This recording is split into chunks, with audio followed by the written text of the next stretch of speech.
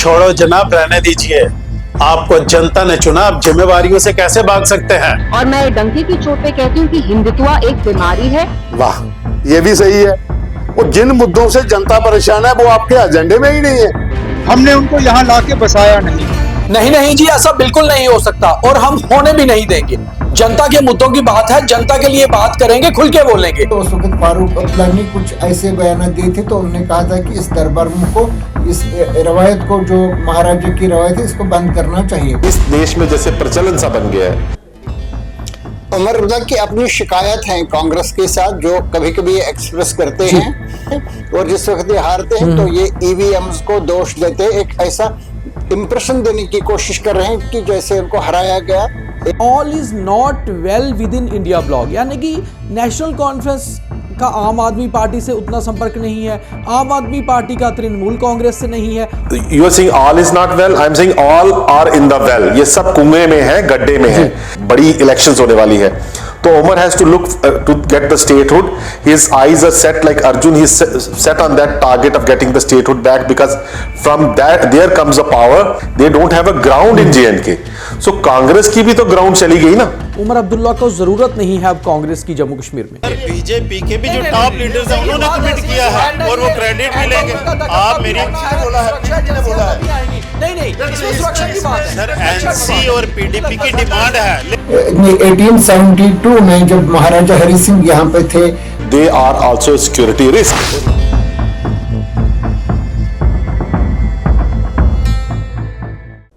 Is the major opposition alliance in India called India Bloc wilting? और हम आज ये क्वेश्चन राइज कर रहे हैं इसलिए कि ये डिस्कशन देखने के बाद हमारे व्यूअर कमेंट करके बता पाए कि उन्हें क्या लगता है। और ये सब कुछ हुआ है चीफ मिनिस्टर उमर अब्दुल्ला के एक बड़े बयान से। ये लग रहा है कि कुछ क्रैक्स हो सकती हैं। उमर अब्दुल्ला ईवीएम को लेकर सवाल उठा रहे हैं, और सवाल उठा रहे हैं अपने ही सहयोगियों पर कि आखिर जब कोई जीतता है तो ईवीएम सही है, जब कोई हारता है तो ईवीएम गलत है, मगर मैं उसको अपोज करता हूं। साथ ही साथ उमर अब्दुल्ला यह भी कहते हैं कि इंडिया ब्लॉक एक जबरदस्त ऑपोजिशन है, बहुत ज्यादा पार्टीज इसमें हैं, मगर बात यह है कि आपस में बात ही नहीं होती, बहुत देर हो जाती है बैठक हुए। वन नेशन वन इलेक्शन जैसे बड़े मुद्दे पर भी इंडिया ब्लॉक की सभी पार्टीज ने कोई भी ऑल पार्टी मीटिंग कॉल ही नहीं की। यह सारा कुछ उमर अब्दुल्ला ने दिल्ली में अपने इंटरव्यूज में कहा, एक टीवी चैनल में और साथ ही एक न्यूज एजेंसी के साथ। मेरे साथ दो खास गेस्ट जुड़ गए हैं, पॉलिटिक्स की अच्छी खासी समझ रखते हैं। दिल्ली से विकास शेखर शर्मा और कश्मीर से अहमद अली फयाज, जो अभी फिलहाल जम्मू में हैं। तो दोनों गेस्ट मेरे साथ हैं। सबसे पहले फयाज साहब के पास चलता हूं। फयाज साहब, उमर अब्दुल्ला जिस तरह के बयान दे रहे हैं, यह लगता है कि एनडीए को खुश कर रहे हैं, गवर्नमेंट को खुश कर रहे हैं, या फिर वाकई में इंडिया ब्लॉक इज विल्टिंग? जाती तौर पे मुझे ऐसा नहीं लग रहा है, क्योंकि इससे पहले भी उन्होंने इस किस्म के बयान कई बार दिए हैं, जिससे ये लग रहा था कि इनके कांग्रेस के साथ इख्तिलाफ हैं। इंडिया ब्लॉक बनने से पहले भी उमर अब्दुल्ला ने बयान दिए हैं, और इसके बाद उन्होंने कोई खास नहीं दिया। ये बात सही है कि उसके ये बनने के बाद ये पहली बार है तकरीबन कि ये एक ऐसा बयान दे रहे हैं जिससे ये लग रहा है कि जो इनका नजरिया है दो चीजों के बारे में, एक तो ईवीएम्स के बारे में, दूसरा वन नेशन वन इलेक्शन के बारे में, तो इसमें इनके साथ डिफरेंस ऑफ ओपिनियन है। इसको अभी हम इंटरप्रेट नहीं कर सकते हैं कि इसमें एक शिगाफ पड़ गया है, एनडीए कमजोर हो गई है वगैरह। इस स्टेज पे वो कहना मुश्किल है। और जिस इंटरव्यू में इसने ये बताया, वहां इंटरव्यूअर ने भी उससे पूछा था कि क्या आप बीजेपी, ऐसा लग रहा है कि जैसे क्या बीजेपी के तर्जुमान बन चुके हैं, तो उसने कहा खुदा ऐसा ना करे, मैं नहीं बनूंगा, ना हूं। तो मैं समझता हूं कि जो उमर अब्दुल्ला ने ये कहा इन दो टॉपिक्स के बारे में, तो ये इनकी जाती राय है। और खासतौर से जो वन नेशन वन इलेक्शन, इसमें इसने ये कहा है कि इस पे विचार विमर्श होना चाहिए, खासी बहस इस पे होनी चाहिए सभी पार्टीज में, रूलिंग पार्टीज, अपोजिशन, सभी में इसको एकदम इन वन फेल स्वूप इसको जैसे कि उनके कहने के मुताबिक दफा 370 को खत्म किया गया, जो इस वक्त लेजिस्लेशन किया गया था। उसने कहा ये 2 घंटे में ही मुकम्मल किया गया सारा काम, ऐसा इस पर नहीं होना चाहिए। उसकी जाती राय है, कांग्रेस की राय इससे मुख्तलिफ है। जैसे कि आपने देखा कि आज जब इन्होंने ये बिल पार्लियामेंट में पेश किया यूनियन लॉ मिनिस्टर ने, तो वहां भी इन्होंने मतलब ज्यादातर इसी बात पे जोर दिया। कांग्रेस ने, एनसीपी ने, डीएम के ने, एसपी ने, जो इनके जो नुमाइंदे वहां पे थे, जिन्होंने इस पे मुख्तसर तकारीर की पार्लियामेंट में, तो इन सभी लोगों ने कहा कि ये हिंदुस्तान का जो जमहूरी ढांचा है उस ढांचे पे ये एक अटैक है। उमर अब्दुल्ला ने उस तरह का नहीं कहा, उसने कहा इस पे विचार विमर्श होना चाहिए। यहाँ पे लग रहा है कि इनके बीच में इस पे डिफरेंस ऑफ ओपिनियन है। अब चलते हैं दिल्ली की सर्दी में ये गर्मा गर्म बयान जिस तरह से आ रहे हैं, क्या उसका असर जम्मू कश्मीर की सर्द होती हुई सियासत पर पड़ेगा? क्योंकि यहाँ पहले ही सियासत इस बात से गर्म थी कि लेफ्टिनेंट गवर्नर और उमर अब्दुल्ला आपस में उस तरह से रिलेशंस नहीं बना पा रहे हैं, खासतौर पे पॉलिटिकल चीज़ों में जैसे होने चाहिए। और उमर अब्दुल्ला ने ये कहा भी कि डबल पावर हाउस नहीं चल सकते, उसमें जनता के लिए दिक्कत है। और अब बात कहीं ना कहीं अपने अलायंस पार्टनर की ही है। तो विकास जी, कैसे देखते हैं आप उमर अब्दुल्ला के रीसेंट बयानों को? और जिस तरह से बात हुई कि विचार विमर्श होने चाहिए, तो हम तो पहले ही विचार विमर्श करते हैं हर चीज़ पे। इस विचार विमर्श में आप इस बयान को कैसे देखते हैं? ये एक बिल्कुल पॉलिटिकल बयान है दीपक। इसको साइट करते हुए उन्होंने ये भी एग्जांपल दी कि जब आप हार जाते हैं तो ईवीएम खराब, ईवीएम हैक्ड, और जब आप जीतते हैं और 100 से ऊपर सीटें लेके पार्लियामेंट में जब आप आते हैं तो you celebrate it like a comeback kind of sort that Congress is on the roll. Congress has made a strong comeback, around 100 seats, 99 seats शायद वो लेके आए थे। So you can not have dual policy कि जैसे आप महाराष्ट्र में आपको मुंह की खानी पड़ती है, आप हरियाणा में हारते हो और ईवीएम्स ठीक नहीं है, ईवीएम्स आर हैक्ड। आप ये कंप्लेंट अगर करनी थी तो आप इलेक्शन कमीशन को प्रूव करके दिखाइए, how can a EVM be hacked. तो आप जिस चीज को प्रूव नहीं कर पाए, देखो पॉलिटिक्स बिल्कुल साफ है ऐसा नहीं है, पॉलिटिक्स एक दलदल है। इवन कोई स्पोर्ट भी अगर दीपक आप खेलते हैं ना तो बिल्कुल साफ नहीं होता, उसमें स्ट्रेटजीज होती हैं, अपोजिशन को कैसे हराना है, किसी ना किसी पैरामीटर्स पे कांग्रेस और एलाइड जो है ना इस वक्त बीजेपी के आगे खड़े नहीं उतर पा रहे। उसमें ईवीएम है क्या है आप फॉर श्योर नहीं कह सकते। पर इसमें ओमर ने एक बात कही कि हाथ असी कह रहे डोगरी हाथ नहीं आई तू कोड़ी, that grapes are sour after you have lost the elections, that even you didn't get 10% of the vote share seats in Maharashtra. Now you are saying that EVMs are वो, why don't you shout when you win? So Omar Abdullah का बयान balanced है, कहीं ना कहीं ये political बयान भी है। Do in Rome as Romans do. He was in Delhi when he said this, और सेंटर के साथ आज कुछ लग रहा आजकल की वो देखिए बड़ा सवाल फियाज साहब ये नहीं है कि इंडिया ब्लॉक के बीच में बहुत सारी पार्टीज हैं। बड़ी बात यह नहीं है कि इंडिया ब्लॉक में चल क्या रहा है, बड़ी बात यह है कि इंडिया ब्लॉक के 2 बहुत इंपॉर्टेंट हिस्से जिसका असर जम्मू कश्मीर की पॉलिटिक्स में हो सकता है, नेशनल कॉन्फ्रेंस और कांग्रेस, इनके बीच में क्या कोई अनबन तो नहीं है? क्योंकि उमर ने एक और बात कही, उन्होंने कहा इंडिया ब्लॉक के कन्वेनर अगर बना दिए जाते कन्वेनर नीतीश कुमार तो शायद वो आज इंडिया ब्लॉक का हिस्सा होते, मगर उन्होंने एनडीए को चुना क्योंकि उनके भी कहीं ना कहीं जो एक मंसूबे थे, जो उनके डिजायर्स थे, वो इसमें पूरे नहीं हुए। तो हमें सभी पार्टीज का ख्याल रखना चाहिए और मिलना जरूर चाहिए। तो ये जो कहीं कम मिल रही हैं पार्टीज और अपोजिशन आपस में मिलके बैठ ही नहीं रहा, क्या कहीं ना कहीं ये दिक्कत क्रिएट कर रहा है इस बड़े अपोजिशन इंडिया ब्लॉक में? उमर अब्दुल्ला की अपनी शिकायत है कांग्रेस के साथ, जो कभी कभी एक्सप्रेस करते हैं और कभी कभी ये शायद उनके पास जाकर के भी ये बोलते रहते हैं ये चीजें। तो इसमें जो विकास जी ने भी कहा कि जो इसमें मैं पहले वन नेशन वन इलेक्शन की बात कर रहा था, तो इसमें जो दूसरा ये मुद्दा है इलेक्ट्रॉनिक वोटिंग मशीन्स के ऊपर, इसमें कांग्रेस दोष दे रही है, मतलब एक किस्म का ये एटमॉस्फेयर बनाने की कोशिश कर रहे हैं कि जैसे कि ईवीएम्स के जरिए कोई गड़बड़ इलेक्शन में की गई, जो झारखंड, महाराष्ट्र और हरियाणा के जो इलेक्शन हुए हैं, और उसके बाद जो उन्होंने इल्जामात लगाए हैं।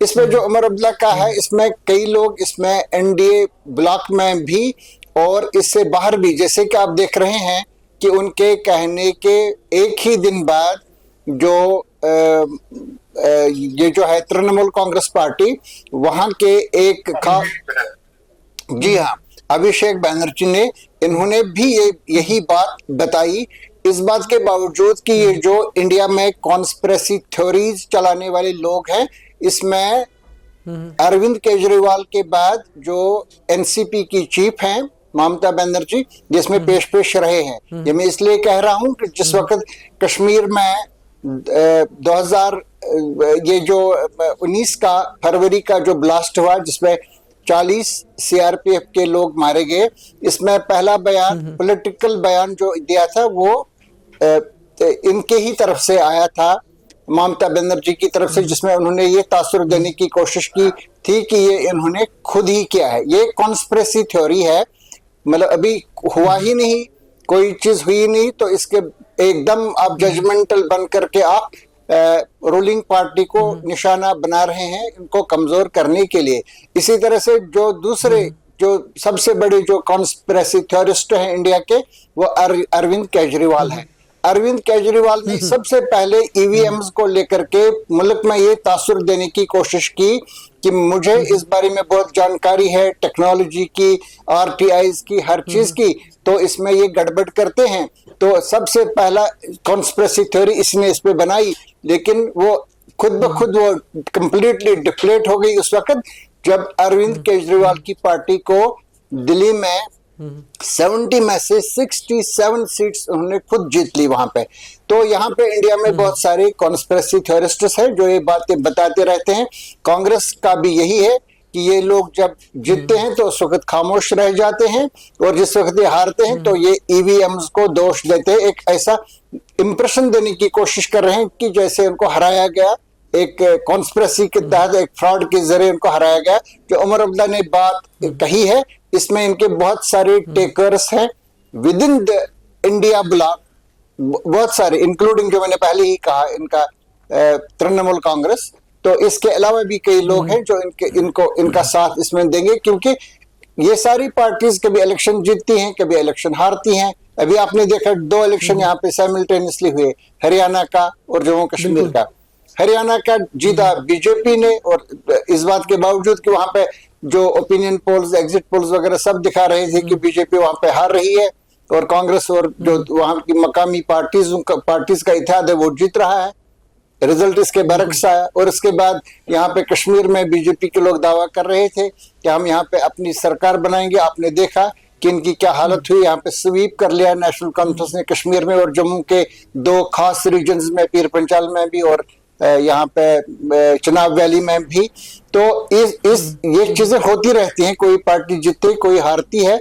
मैं समझता हूँ ये बहुत ही एक इर्रेस्पॉन्सिबल एक्ट है जो भी इस किस्म के इल्जामात लगाएगा, और खासतौर से वो लोग जिनको इसकी जानकारी ही नहीं है, क्योंकि ये सुप्रीम कोर्ट में काफी ऊंची लेवल पे हायर बेंचेस में डिस्कस हुआ है ये सारा मामला। और वहां पे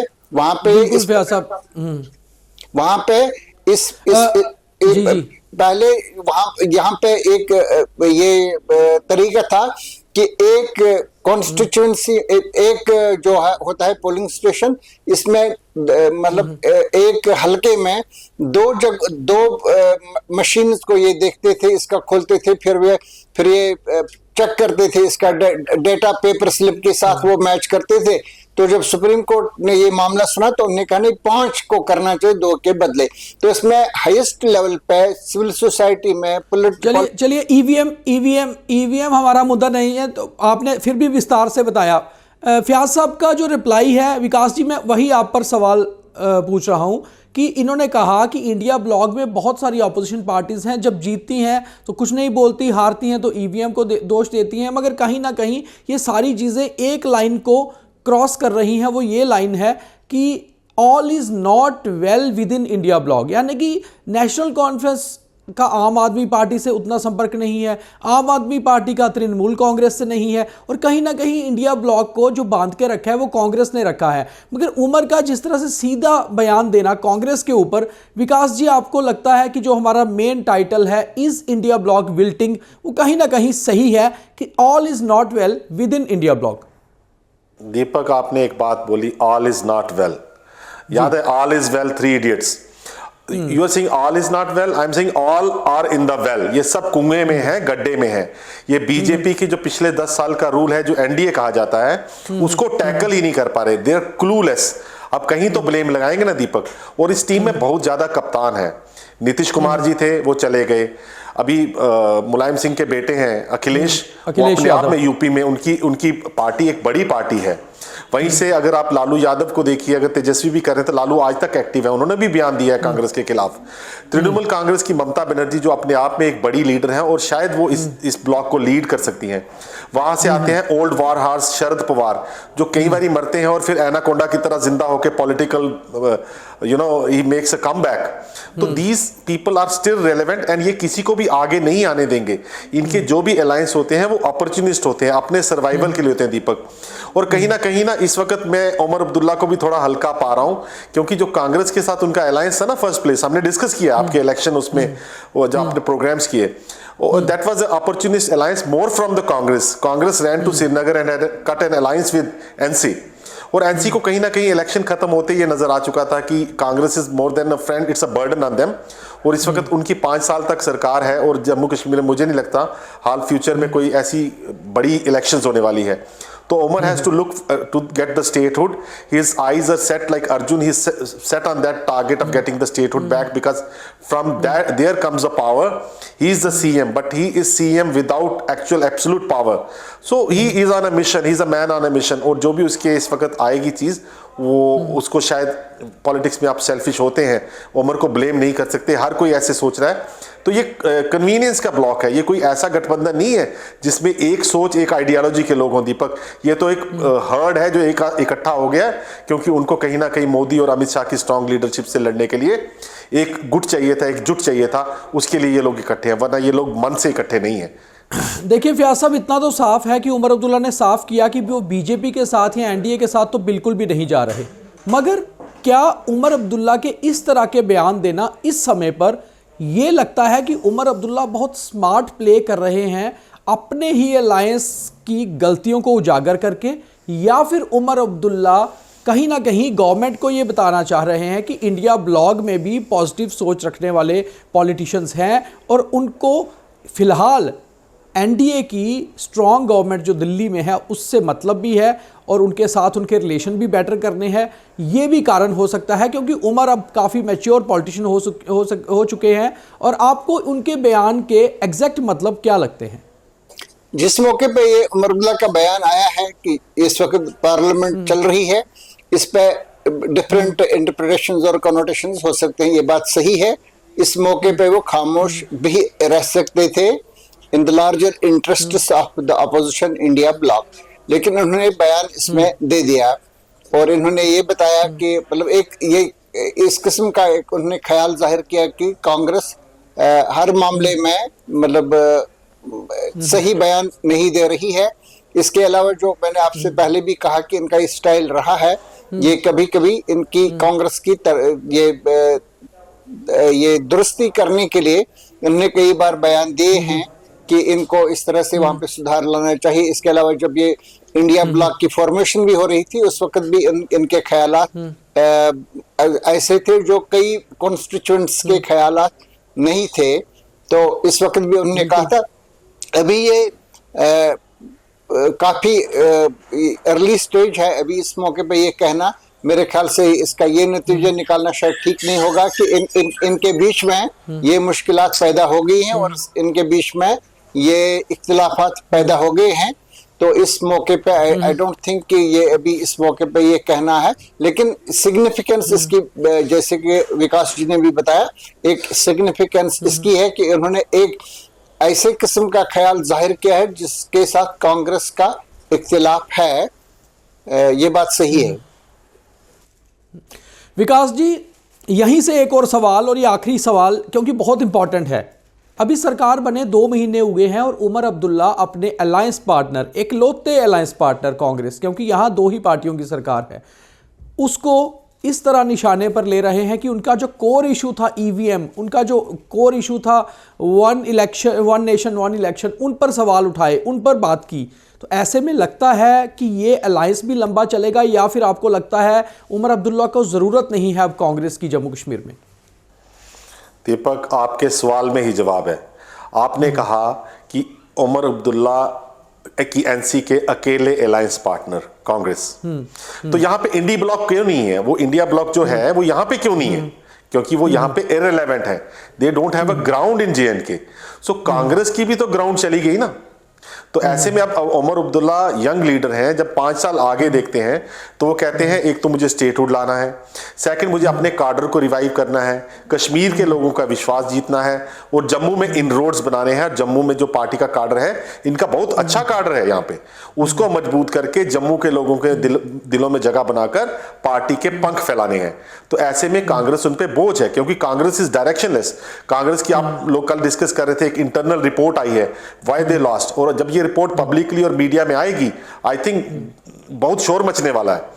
और उमर अब्दुल्ला एक समझदार लीडर की तरह बीच का रास्ता लेके चल रहे हैं, मैं पहले दिन से ही कह रहा हूं। And it's a very mature बयान, he knows when to hit hard. He was in Delhi and parliament session is on as Fayaz sahab said, और उनको मालूम है फ्यूचर में भी कांग्रेस के सिवाय कोई भी इस ब्लॉक का एलाई उनके साथ स्टेट में काम नहीं आएगा। And Omar Abdullah's mission and vision is never going to be PM. He knows he's not getting there anytime in near future. So he has to build his party and cadre in J&K. And for that he will do anything. And it's a very mature बयान, because आपको अपनी turf बनानी है, अपनी pitch पे अच्छा खेलना है। आपको महाराष्ट्र में जाकर और बिहार में जाकर कैंपेन नहीं करनी, वहां जाकर लोगों को नहीं जिताना। ठीक है, इस सेंस में उमर मैं समझता हूं सही खेल रहे हैं और काफी नपी तुली उन्होंने बयान दी है। बिना सोचे समझे ये बयान नहीं है दीपक। Thank you. और ईवीएम की जहां तक बात है, ईवीएम का शोर नहीं, ईवीएम का शोर बहुत हो चुका Deepak. Someone has to come and prove it. Even I am against EVM, और ईवीएम जहां पे भी हुई है कहीं ना कहीं इसकी है कुछ ना कुछ, लेकिन जब तक मुझे पता नहीं जंगल में मोर नाचा किसने जीता, नचा के दिखाओ भैया, फिर समझेंगे। ईवीएम इशू अब इरेलीवेंट होता जा रहा है, क्योंकि कारण यह है कि कोई भी प्रूव नहीं कर पाया कि ईवीएम गलत है कैसे और कहां है।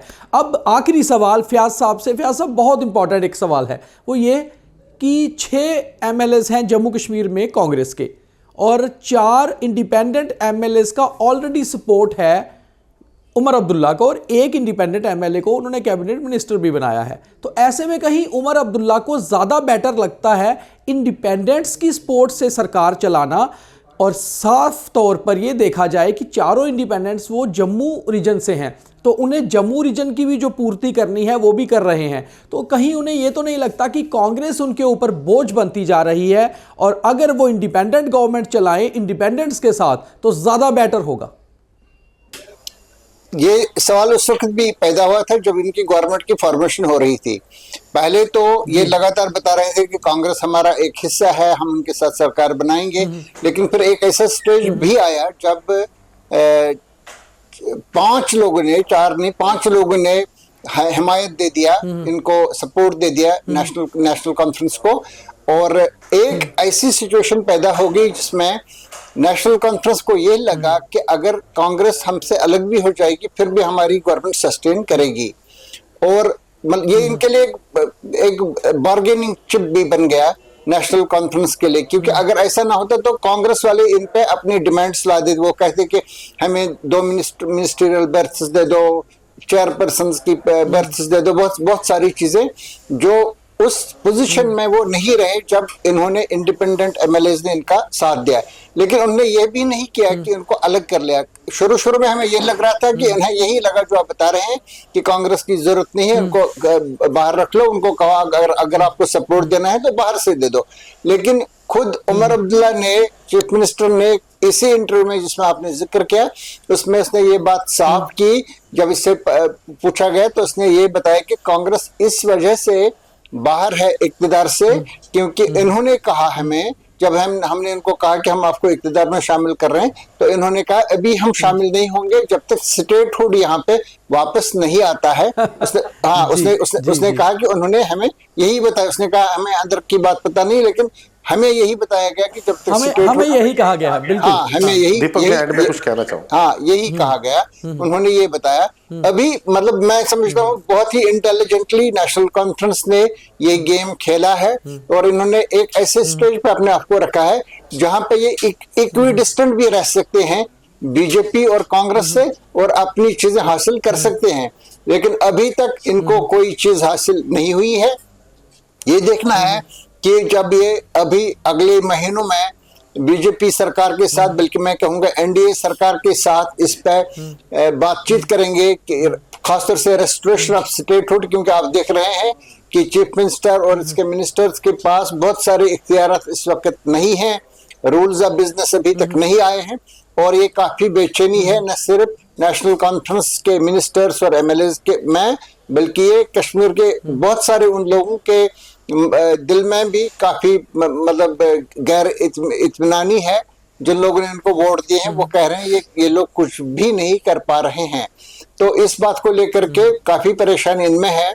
ये इसको अपने तौर से ये अपना मकसद हासिल करना चाहते हैं, नेमली रेस्टोरेशन ऑफ स्टेटहुड, जहां पे इनको लगता है कि हमारे इख्तियारात जब वापस आएंगे तो हम अपने तौर से सरकार चला पाएंगे। अभी तक ये अपने तौर से सरकार नहीं चला पा रहे हैं। ये बात नहीं है सही कि सिर्फ होम डिपार्टमेंट लेफ्टिनेंट गवर्नर के कंट्रोल में है या मरकजी हुकूमत के कंट्रोल में है। अभी तक हम कह सकते हैं as an observer of the governance कि ये सभी कंट्रोल अभी तक मरकजी हुकूमत के पास ही है जब तक रेस्टोर नहीं होता है स्टेटहुड। तो इसमें नेशनल कॉन्फ्रेंस अपना एक गेम खेल रही है, जैसे कि विकास जी ने कहा, ये सोच समझ के है, ये कोई ऑफ द कफ रिमार्क्स नहीं है। ये अपने आप को इक्विडिस्टेंट भी रखना चाहते हैं।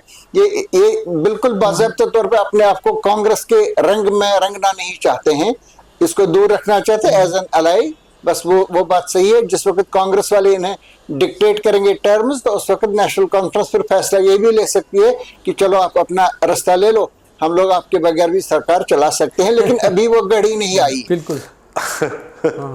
चलिए विकास जी, आप कुछ कहना चाह रहे थे? एक बात मैं कहना चाहता, फ्याज साहब की बात पकड़ कर ही बात कि उन्होंने कहा कि कांग्रेस ने कहा है we will not make ministers till Jammu and Kashmir gets full statehood. वाकई कांग्रेस ने बहुत सही बात कही और इसके लिए वो काफी मेहनत कर रहे हैं। कांग्रेस का ये बयान कैसे है, कोई बच्चा आईएएस करना चाहता है और वो बहुत मतलब उसको बहुत ललक है कि वो आईएएस बनेगा, उसके लिए वो क्या कर रहा है, हवन कर रहा है और तीर्थ स्थलों पे जा रहा है और पढ़ाई कर नहीं रहा। ये वैसा करना चाहते हैं, ये कहते हैं हवन करेंगे। उमर तुम लड़ाई करो स्टेटहुड की, हम पीछे हवन कर रहे हैं। कांग्रेस का ऐसे चलने वाला नहीं Deepak. They have lost ground, not only lost ground, they have lost direction and leadership and. चलिए ठीक है, बहुत धन्यवाद आप दोनों का जुड़ने के लिए। और सबसे बड़ी बात ये थी कि वो चीज हमने प्रूव की इस डिस्कशन में, इस विचार विमर्श में, कि really there is something wilting inside India bloc. कुछ ना कुछ तो इंडिया ब्लॉक में हिल रहा है जो असर कर सकता है आने वाले दिनों में। और खास तौर से अगर ये असर शुरू होगा तो ये जम्मू कश्मीर से ही होगा। ये क्रैक यहीं से नजर आ रहा है और उसके रीजंस भी हमने आपको बताए। बट हम आप पे भी एक सवाल छोड़े जा रहे हैं अपने व्यूअर्स पे। हमें नीचे कमेंट करके जरूर बताइए कि आप क्या सोचते हैं उमर अब्दुल्ला के बयान के बाद, कि क्या really there is something wilting inside India bloc? क्या कुछ ना कुछ इंडिया ब्लॉक के बीच में चल रहा है और जो चल रहा है उसी को उमर अब्दुल्ला ने बाहर लाया है? आपको क्या लगता है? और अगले विचार विमर्श में कोई और टॉपिक पर डिस्कशन करेंगे और विचार करके फिर हम आपके ऊपर भी सवाल रखते हैं कि आप बताइए आपको क्या लगता है। बहुत धन्यवाद।